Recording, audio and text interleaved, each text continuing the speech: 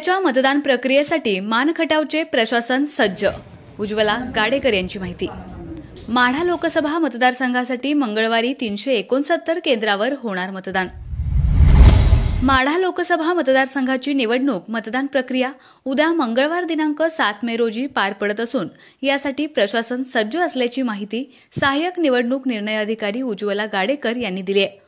माण मतदारसंघात एकूण 3,50,011 एवढे मतदार असून यामध्ये पुरुष मतदार 1,80,027 तर महिला मतदार 1,69,975 इतके आहेत। शिवाय इतर मतदारांची संख्या 9 आहे। एकूण 369 मतदान केंद्रावर उद्या मतदान होणार असून यावेळी 3 आदर्श मतदान केंद्राची निर्मिती करण्यात आली आहे। निवडणूक आयोगाच्या सूचनेनुसार प्रशासनाने 3 वेगवेगळ्या संकल्पना राबवल्या आहेत। यामध्ये जय जवान संकल्पना तडवळे मतदान केंद्रावर तर हुतात्मा ही संकल्पना वडूच मतदान केंद्रावर राबवण्यात येणार आहे। मतदानासाठी आवश्यक ती सर्व प्रशासकीय तयारी पूर्ण झाली असून जास्तीत जास्त मतदारांनी मतदानाचा हक्क बजावावा यासाठी आवश्यक सेवा सुविधा देण्याचा पुरेपूर प्रयत्न प्रशासनातर्फे करण्यात येत असल्याची माहिती उज्ज्वला गाडेकर यांनी पत्रकारांना दिली आहे।